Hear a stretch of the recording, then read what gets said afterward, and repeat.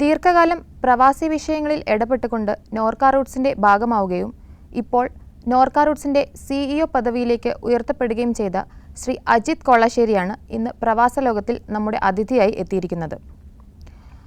പ്രവാസികളെ സംബന്ധിക്കുന്ന വിഷയങ്ങളിൽ ഇദ്ദേഹത്തിന് ഒരു മുഖവരയുടെ ആവശ്യമില്ല. അതുകൊണ്ട് തന്നെ അദ്ദേഹത്തിൻ്റെ ഇന്നത്തെ ഇവിടുത്തെ സാന്നിധ്യം നമുക്കേറെ വിലപ്പെട്ടതാണ്. നമസ്കാരം സർ. അജിത്ത്, നമ്മൾ രണ്ടുപേരും ഒരു കെട്ടിടത്തിൽ ദീർഘകാലം ഒരുമിച്ച് പ്രവർത്തിച്ചവരാണ്, പരസ്പരം അറിയുന്നവരാണ്. ഈ വിഷയത്തിൽ ദീർഘകാലം ജോലി ചെയ്ത അനുഭവം മാത്രമല്ല, അതിൽ താല്പര്യമുള്ള ആളാണ്. അപ്പോൾ ഇത് നമ്മളാണ് കേരളത്തിലാണ് ആദ്യമായിട്ട് ഇങ്ങനെ ഒരു ഈ പ്രവാസികൾ അഡ്രസ്സ് ചെയ്യാൻ പോകുന്ന ഒരു സ്റ്റേറ്റ് ഗവൺമെൻറ് ആദ്യം ഉണ്ടാകുന്നത് ഇന്ത്യയിൽ, കേരളത്തിലാണ്. തരത്തിലുള്ള ഒരു പ്രവാസി ഓറിയൻറ്റഡ് ആയിട്ടുള്ള ഒരു സ്കീമുകളും അതുപോലെ തന്നെ അവരുടെ പ്രശ്നങ്ങളെക്കുറിച്ച് പഠിക്കാനൊക്കെ ആരംഭിക്കുന്നത് ഇന്ത്യയിലെ ആദ്യത്തെ സ്റ്റേറ്റ്. ഇപ്പോഴും തെലങ്കാനൊക്കെ അതിനെക്കുറിച്ച് ആലോചിക്കുന്നേ ഉള്ളൂ, അവരിതുവരെ തീരുമാനമായിട്ടില്ല. പക്ഷേ നമ്മളെ സംബന്ധിച്ചിടത്തോളം കേരളത്തെക്കുറിച്ച് ഇത് ആലോചിക്കാതെ കേരളത്തിന് മുന്നോട്ട് പോകാൻ പറ്റില്ല. അപ്പോൾ ഇതിൻ്റെ ദൗർബല്യങ്ങൾ, പ്രവാസത്തിൻ്റെ ദൗർബല്യങ്ങൾ നിങ്ങൾ മനസ്സിലാക്കുന്നുണ്ടോ? അതിനെന്തെങ്കിലും എങ്ങനെ? ഇപ്പോൾ നമ്മളെ സംബന്ധിച്ചിടത്തോളം സ്റ്റേറ്റ് ഗവൺമെൻറ്റിൻ്റെ കയ്യിലല്ല ഇതിൻ്റെ എല്ലാവിധ പ്രശ്നങ്ങൾക്കും പരിഹാരം കാണേണ്ടത് സെൻട്രൽ ഗവൺമെൻറ്റാണ്. സ്റ്റേറ്റ് ഗവൺമെൻറ് വളരെ ചെറിയ ഒരു റോള്. അവർ നേരിടുന്ന, പ്രവാസികൾ നേരിടുന്ന വിഷയങ്ങൾ ധാരാളമാണ് താൻ. അത് നമ്മളെ ഡേ ടു ഡേ ലൈഫിനെ ബാധിക്കുന്ന തരത്തിൽ, സൊസൈറ്റിയെ ബാധിക്കുന്ന തരത്തിൽ അത്രയും വിപുലമാണ്. കാരണം 1/3 പോപ്പുലേഷൻ ഓഫ് കേരളത്തിന് പുറത്താണ്. അപ്പം അങ്ങനത്തെ ഒരു ജനതയുടെ പ്രശ്നങ്ങൾ വളരെ സങ്കീർണമായിരിക്കും, വളരെ പ്രശ്നവൽകൃതമായിരിക്കും. ഇതിനെ എങ്ങനെയാണ് അഭിസംബോധന ചെയ്യാൻ അജിത്ത് നിങ്ങളുടെ സ്ഥാപനം ആലോചിക്കുന്നത്? ടിപ്പി പറഞ്ഞത് വളരെ ശരിയായ ഒരു കാര്യമാണ്. ഇന്ത്യയിൽ തന്നെ ആദ്യത്തെ സംസ്ഥാനം എന്ന് ആണ് കേരളം. പ്രവാസി വിഷയങ്ങളിൽ ശ്രദ്ധ ഊന്നിയ ആദ്യ സംസ്ഥാനമാണ് കേരളം. അതിന് ചരിത്രപരമായ കുറച്ച് ചില കാര്യങ്ങളുണ്ടായിരുന്നു. തുടക്കം മുതൽ തന്നെ കേരളം മലയാളികളും കുടിയേറ്റത്തിന് ഒരു പ്രത്യേക ശ്രദ്ധ കൊടുത്ത ഒരു സംസ്ഥാനവും ഇവിടുത്തെ മലയാളികളുമായിരുന്നു. രണ്ടാമത് 1970 മുതൽ ഗൾഫ് കുടിയേറ്റം വന്നപ്പം അതിൻ്റെ ഗുണഫലങ്ങൾ ഏറ്റവും കൂടുതൽ ലഭിച്ചതും അത് ഏറ്റവും കൂടുതൽ അത് ഉപയോഗപ്പെടുത്തിയ സംസ്ഥാനവും ജനങ്ങളും കേരളത്തിലായിരുന്നു.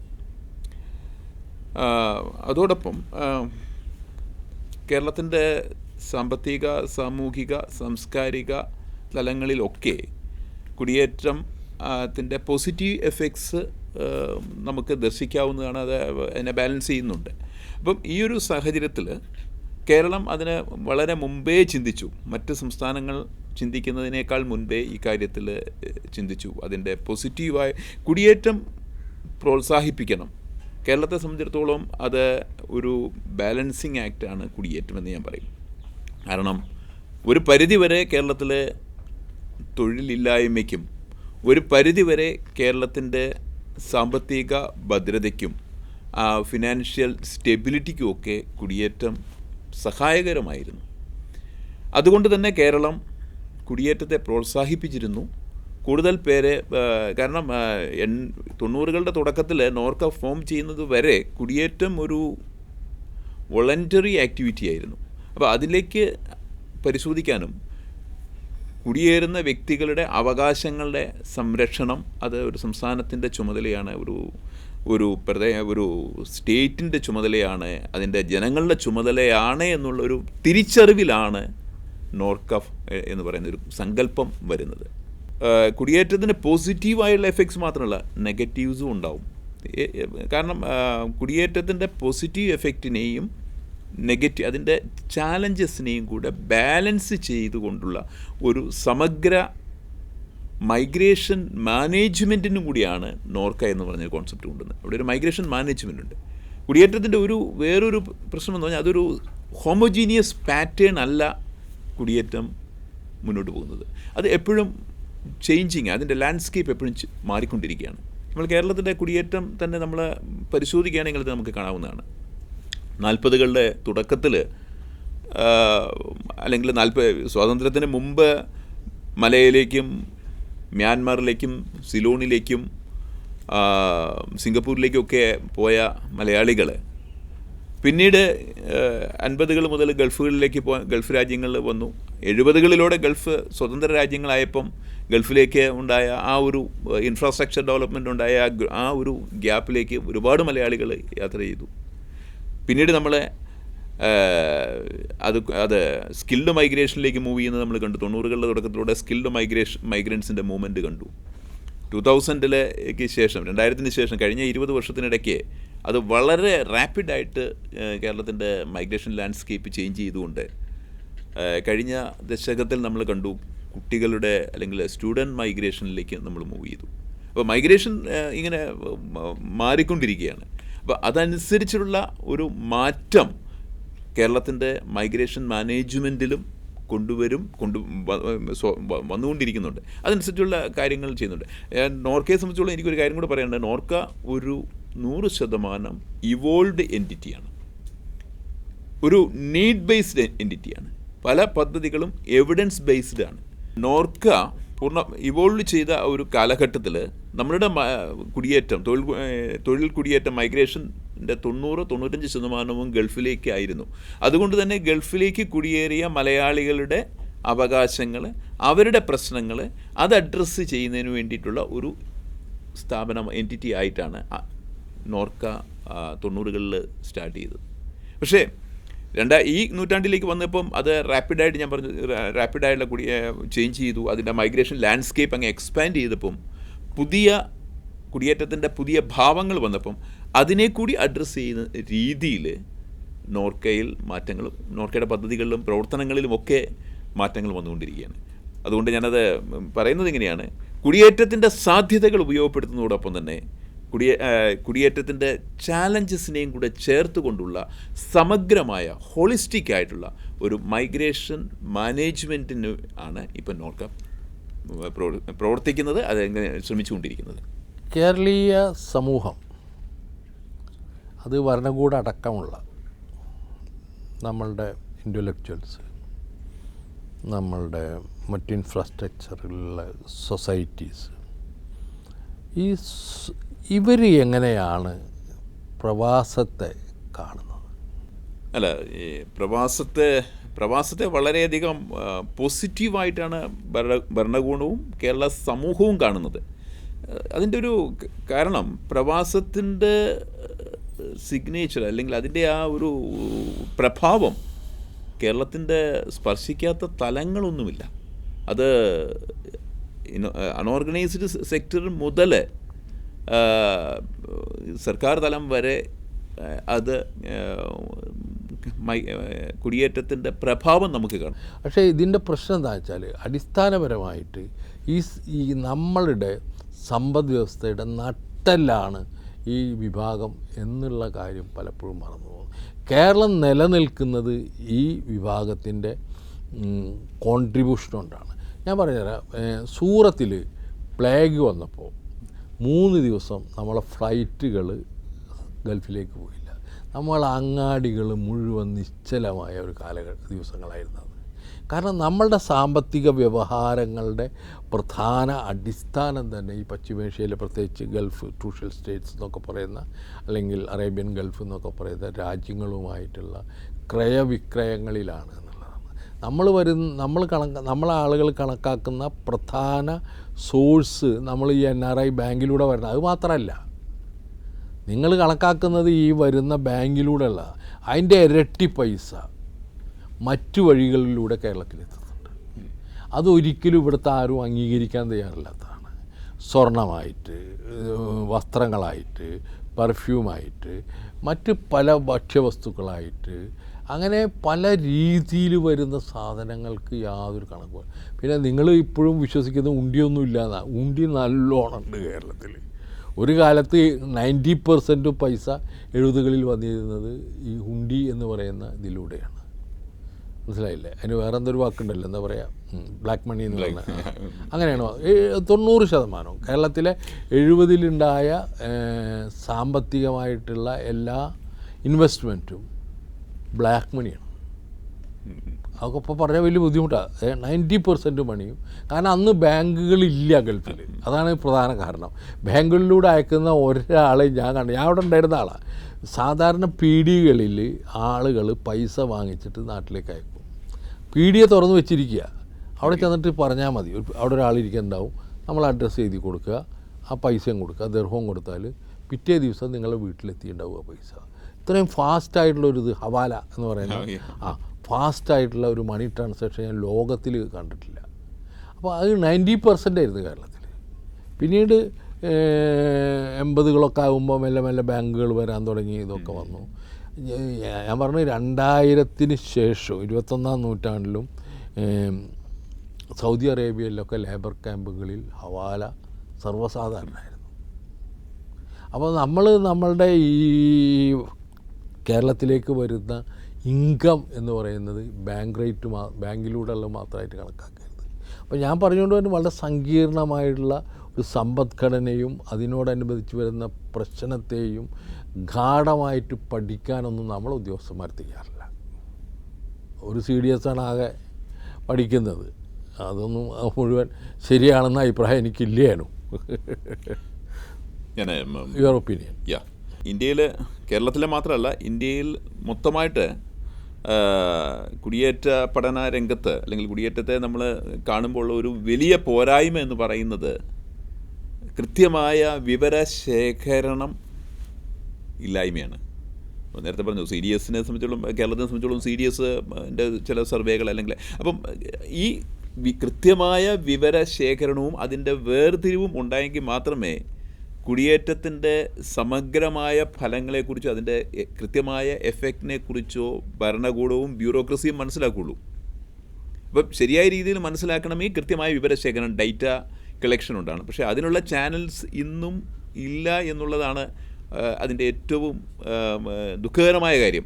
കൃത്യമായ ചാനലുകൾ അതിനകത്തില്ല. ഇത് യുണൈറ്റഡ് നേഷൻസ് അഡോപ്റ്റ് ചെയ്തിരിക്കുന്ന global compact for migration, GCM, അപ്പം 2018 ഡിസംബർ 19-നാണ് 23 ഒബ്ജക്റ്റീവ്സുമായിട്ട് ഗ്ലോബൽ കോമ്പാക്ട് ഫോർ മൈഗ്രേഷൻ വന്നതെങ്കിൽ അതിൻ്റെ ആദ്യത്തെ ഒബ്ജക്റ്റീവ് പറഞ്ഞിരിക്കുന്നത് കൃത്യമായ വിവരശേഖരണം.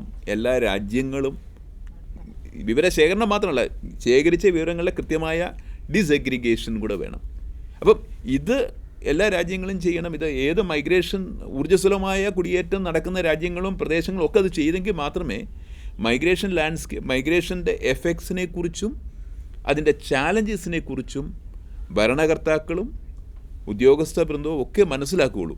അതിൻ്റെ അഭാവം ഉള്ളത് കൊണ്ട് തീർച്ചയായിട്ടും മൈഗ്രേഷൻ ലിറ്ററസി എമംഗ് അവർ ബ്യൂറോക്രസി കുറവായിരിക്കും. അത് കുറവായിരിക്കുന്നത് ഞാൻ പറഞ്ഞത് സംവിധാനത്തിൻ്റെ പ്രശ്നമല്ല, ഈ പറയുന്ന സ്ഥിതിവിവര കണക്കുകളുടെ ഒരു വലിയ അഭാവം ഇവിടെയുമുണ്ട്.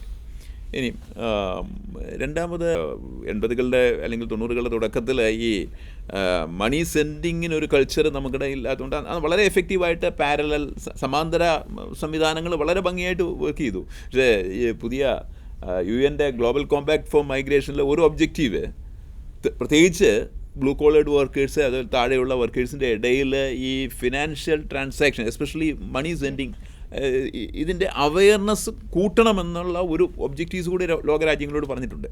അപ്പോൾ എന്താണെങ്കിലും അത് കാരണം ഈ സമാന്തര സംവിധാനം ഉള്ളപ്പം അത് കണക്കിൽ ഒരിടത്തും വരുന്നില്ല. അവരുടെ കോൺട്രിബ്യൂഷനെ അത് കൃത്യമായ രീതിയിൽ നമുക്ക് കാണാൻ പറ്റുന്നില്ല എന്നുള്ളതും തീർച്ചയായിട്ടും പ്രവാസികളുടെ ടോട്ടൽ കോൺട്രിബ്യൂഷൻ ഓൺ സ്റ്റേറ്റിന് എന്താണെന്ന് മനസ്സിലാക്കുന്നതിന് പോളിസി മേക്കേഴ്സിന് ചിലപ്പം അവെയർ ആകാൻ സാധ്യത ഉണ്ടാവില്ല. എന്നിരുന്നാൽ പോലും അല്ലെ, ഒരു കാര്യം കൂടെ, കേരളത്തിൻ്റെ രാഷ്ട്രീയ നേതൃത്വവും ഭരണകർത്താക്കളും ഒക്കെ വളരെ അധികം മുൻപേ ചിന്തിക്കുന്നവരാണ് എന്നുള്ളതിൻ്റെ ഒരു ഉദാത്തമായ മാതൃകയാണ് ലോക കേരള സഭ തന്നെ. എങ്ങനെ ഒരു സങ്കല്പം തന്നെ ഇന്ത്യയിലോ ലോകത്ത് എവിടെയെങ്കിലും ഇല്ലാത്ത ഒരു സമന്വയ സങ്കല്പം പ്രവാസികളുടെ കൂടി സമന്വയിപ്പിച്ചുകൊണ്ട് രാജ്യത്തിൻ്റെ സംസ്ഥാനത്തിൻ്റെ പോളിസി മേക്കിങ്ങിലേക്ക് അവരുടെ കോൺട്രിബ്യൂഷൻ എന്ന് പറയുന്നത് അവരെയും കൂടി അതിലേക്ക് ഇൻക്ലൂസീവ്നെസ് ആണ് കൊണ്ടുവന്നത്. അതിനൊരു തുടക്കമൊക്കെ. അപ്പം ഞാൻ പറയുന്നത് കേരളത്തിൽ പ്രവാസികളുടെ റിയൽ കോൺട്രിബ്യൂഷനെ കുറിച്ച് ചിലപ്പം സ്ഥിതിവിവര കണക്കുകളുടെ അഭാവം കൊണ്ട് അറിവില്ലായിരുന്നെങ്കിലും കേരളത്തിൻ്റെ ഭരണകർത്താക്കളും കേരളത്തിൻ്റെ പോളിസി മേക്കേഴ്സും ഒക്കെ മുൻപേ ചിന്തിക്കുന്നവർ തന്നെയാണ് എന്നുള്ളതിൻ്റെ ഉദാഹരണങ്ങൾ നമുക്കുണ്ട്. ഇന്ത്യ ഇന്ന് ഇന്ത്യയിലെ മറ്റ് സംസ്ഥാനങ്ങൾ നേരത്തെ പറഞ്ഞ പോലെ നമ്മളെ ഫോളോ ചെയ്യുന്നു. ഇന്ന് നമ്മൾ ചിന്തിക്കുന്നത് നാളെ അവർ നമ്മളെ ഫോളോ ചെയ്യുന്നു എന്നുള്ളത് നമുക്ക് അഭിമാനിക്കാം. ഇന്ത്യയിലെ ഒരു സമഗ്രമായ ഒരു കുടിയേറ്റ നയത്തിൻ്റെ അഭാവം, ഒരു കുടിയേറ്റ നിയമമില്ല. അപ്പോൾ ഇവിടെയാണ് ഞാൻ താങ്കളോട് യോജിക്കുന്നത്. സമഗ്രമായ ഇന്ത്യക്കൊരു കുടിയേറ്റ നയവും ഉണ്ടെങ്കിൽ മാത്രമേ കൃത്യമായ ഇടപെടലുകൾ നടത്താൻ പറ്റുള്ളൂ. താങ്കൾക്കറിയാമല്ലോ, നോർക്കയ്ക്കൊരു ഫ്രീ ലീഗൽ എയ്ഡ്സ് സെൽ വന്നു. പക്ഷേ അങ്ങനെ ഒരു ചിന്ത തന്നെ വന്നത് നമ്മളുടെ മലയാളികളായ പ്രവാസികൾ അവിടെ നേരിടുന്ന നിരവധി നിയമപ്രശ്നങ്ങൾ, അക്കാര്യത്തെക്കുറിച്ച് എനിക്ക് പ്രവാസി ലോകം തന്നെ പല പ്രാവശ്യം അത് പുറത്തു കൊണ്ടുവന്നുള്ള കാര്യങ്ങളാണ് അവർ നേരിടുന്ന പ്രശ്നങ്ങൾ. അപ്പം അതുകൊണ്ട് തന്നെ അവർക്ക് കൃത്യമായ നിയമ സഹായം കൊടുക്കുന്നതിനോടൊപ്പം തന്നെ അവർക്ക് ഒരു ഗൈഡൻസ്, അവരുടെ ലീഗൽ അവയർനെസ് ഡെവലപ്പ് ചെയ്യുന്നതിന് വേണ്ടിയിട്ടാണ് ഫ്രീ ലീഗൽ എയ്ഡ്സ് എന്ന് പറഞ്ഞൊരു സങ്കല്പം കൂടെ നോർക്ക തന്നെ മുന്നോട്ട് കൊണ്ടുവന്നത്. പലപ്പോഴും നിയമനിർമ്മാണങ്ങളുടെ അല്ലെങ്കിൽ നിയമത്തിൻ്റെ അഭാവത്തിൽ പോലും എങ്ങനെ പ്രവർത്തിക്കാമെന്ന് നോർക്ക ആലോചിച്ചുകൊണ്ട് സംസ്ഥാന സർക്കാരിൻ്റെ ആ ഒരു ഗൈഡൻസിൽ നിന്നാണ് നോർക്ക പലപ്പോഴും നോർക്കയുടേതായ രീതിയിലുള്ള റീച്ചിലുള്ള പദ്ധതികൾ നടപ്പിലാക്കി പ്രവാസ മേഖലയിലേക്ക് അവരുടെ സംരക്ഷണം, അവരുടെ വെൽഫെയർ ഇത് ഉറപ്പാക്കുന്നതിന് വേണ്ടി മുന്നോട്ട് വരുന്നത്. അപ്പോൾ അടുത്ത മാസം നടക്കാൻ പോകുന്ന ലോക കേരള സഭയുടെ നോർക്ക റൂട്ട്സിൻ്റെ സാരഥി അങ്ങായിരിക്കും എന്നാണ് ഞാൻ മനസ്സിലാക്കുന്നത്. അങ്ങനെയാണ് ഇപ്പോൾ അവിടുത്തെ ഒരു ചീഫായിട്ടുണ്ടാവുക. എന്തെല്ലാം മാറ്റങ്ങളാണ് അല്ലെങ്കിൽ എന്തെല്ലാം പുതിയ തരത്തിലുള്ള നിർദ്ദേശങ്ങളാണ് ഇപ്രാവശ്യം ലോക കേരള സഭ മുന്നോട്ട് വയ്ക്കുക? നാലാമത്തെ ലോക കേരള സഭയുടെ സമ്മേളനമാണ് ജൂൺ 13, 14, 15 തീയതികളിൽ തിരുവനന്തപുരത്ത് നടക്കുന്നത്. തീർച്ചയായിട്ടും ഈ ലോക കേരള സഭയുടെ പ്രധാനമായിട്ട് ഒരു സവിശേഷതയായിട്ട് ഞങ്ങൾ വർക്ക് ചെയ്യുന്നത്, ഞാൻ നേരത്തെ പറഞ്ഞു, മലയാളിയുടെ കുടിയേറ്റം ഇനി ലോകത്ത് ഏകദേശം 90% രാജ്യങ്ങളിലേക്കും എത്തിക്കഴിഞ്ഞിരിക്കുന്നെങ്കിൽ ലോക കേരള സഭയിൽ ലോകമെങ്ങുമുള്ള മലയാളികളുടെ പ്രാതിനിധ്യം ഉറപ്പുവരുത്തുക എന്നുള്ളതാണ് ഏറ്റവും പ്രധാനപ്പെട്ട കാര്യം. അത് ലോക കേരള സഭ എന്ന പേരിൽ തന്നെ അത് ലോക കേരളത്തെ റെപ്രസെൻറ്റ് ചെയ്യുമ്പം മലയാളികളുടെ പ്രാതിനിധ്യം 30-40 രാജ്യങ്ങളുടെ പ്രതിനിധികളല്ല. ഈ വർഷം ഈ ലോക കേരള സഭയിൽ 100 രാജ്യങ്ങളുടെ എങ്കിലും പ്രതിനിധികൾ, അതായത് 100 മാക്സിമം ഏറ്റവും കൂടുതൽ മലയാളികളുടെ റെപ്രസെൻറ്റേഷൻ പ്രതിനിധാനം ചെയ്യുന്ന ഒരു സഭ ആയിരിക്കണം ഈ ലോക കേരള സഭ എന്ന അർത്ഥത്തിലാണ് പ്രവർത്തിക്കുന്നത്. അതോടൊപ്പം തന്നെ കുടിയേറ്റത്തിൻ്റെ പുതിയ തലത്തിലുള്ള നമ്മളിപ്പോൾ വിറ്റ്നസ് ചെയ്യുന്ന സ്റ്റുഡൻറ്റ് മൈഗ്രേഷൻ പോലുള്ള വിഷയങ്ങൾ തീർച്ചയായിട്ടും അത് ചർച്ച ചെയ്യേണ്ട ഒരു കാര്യമാണ്. ലോക കേരള സഭ പോലെയുള്ള ഫോറം തന്നെയാണ് അത് ചർച്ച ചെയ്യേണ്ടത്. ലോകമെങ്ങുമുള്ള മലയാളികൾക്ക് അതിനകത്ത് കൊണ്ടുപിടിക്കാം. കാരണം നോർക്കയുടെ ഡേറ്റ അനുസരിച്ച് തന്നെ 54 രാജ്യങ്ങളിലേക്കാണ് നമ്മുടെ കുട്ടികൾ പോയിക്കൊണ്ടിരിക്കുന്നത്. അപ്പം അത് 1, 2, 10, 15 രാജ്യങ്ങളിൽ ഒതുങ്ങുന്ന കാര്യമില്ല. അതുകൊണ്ട് തന്നെ ലോകത്തിൻ്റെ വിവിധ രാജ്യങ്ങളിലുള്ള കുട്ടികളുടെ ഈ പറയുന്ന കുടിയേറ്റത്തെക്കുറിച്ച് സമഗ്രമായിട്ട് ചർച്ച ചെയ്യണം. അതൊക്കെ ഈ ലോക കേരള സഭയിൽ തന്നെ അത് ചർച്ച ചെയ്യും.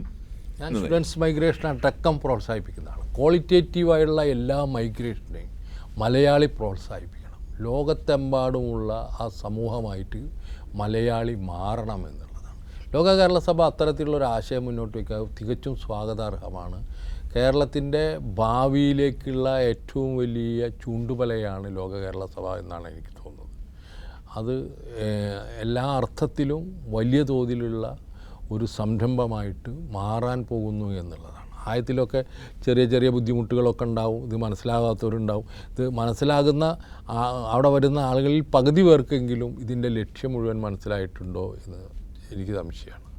ഞാനൊരിക്കൽ മുഖ്യമന്ത്രിയോട് നേരിട്ട് ചോദിക്കേണ്ടത്, നമ്മൾ പാലുണ്ടാക്കാനും തോടുണ്ടാക്കാനും റോഡുണ്ടാക്കാനും അല്ലല്ലോ ഇത് വിളിച്ചതെന്ന് ചോദിച്ചപ്പോൾ ചിരിച്ചിട്ട് പറഞ്ഞല്ല. പക്ഷേ ആളുകൾ ധരിക്കുന്നത് അങ്ങനെയാണ്. അതിൽ നിന്ന് മാറി ഇതൊരു കമ്മ്യൂണിക്കേഷനുള്ളൊരു കോൺഫറൻസ് ആണെന്നും പരസ്പരം കാണുകയും അവരോട് വർത്തമാനം പറയുകയും അവയിൽ നിന്ന് എന്തെങ്കിലും വിവരം ശേഖരിക്കുകയും നമ്മളിൽ നിന്നുള്ളത് അവരെ ധരിപ്പിക്കുകയും ചെയ്യുക എന്നുള്ളൊരു കർമ്മം മാത്രമാണ് ഈ കോൺഫറൻസിനുള്ളൂ എന്നാണ് എനിക്ക് തോന്നുന്നത്. അതിൽ നിന്ന് വരുന്ന ഉരുത്തിരിഞ്ഞ് വരുന്ന അഭിപ്രായങ്ങൾ വ്യത്യസ്തമായിട്ടുള്ള ഡിപ്പാർട്ട്മെൻറ്റ്സ് അവർക്ക് കൊടുക്കുക എന്നുള്ളത് മാത്രമേ നമുക്കുള്ളൂ. അല്ലാണ്ട് പാലുണ്ടാക്കലും തോടുണ്ടാക്കലും ഒന്നുമല്ല ലോക കേരള സഭയുടെ ഒരു വിശാലാടിസ്ഥാനത്തിലുള്ള അർത്ഥമെന്ന് എനിക്ക് തോന്നുന്നു. അപ്പോൾ എല്ലാ മൈഗ്രേഷനും, സ്റ്റുഡൻസ് മൈഗ്രേഷൻ ആയാലും ശരി, മറ്റ് വീട്ടുതൊഴിലാളികളായിട്ട് പോകുന്നവരുടെ എല്ലാം തന്നെ പുതിയ രീതിയിലുള്ള ഒരു സമീപനം ലോക കേരള സഭയ്ക്കൊക്കെ സ്വീകരിക്കാൻ പറ്റും. ലോക കേരള സഭയ്ക്കും അങ്ങേക്കും എല്ലാ ഭാവങ്ങളും നേർന്നുകൊണ്ട് ഞാൻ ഇത് ഇവിടെ അവസാനിപ്പിക്കുകയാണ്. നന്ദി.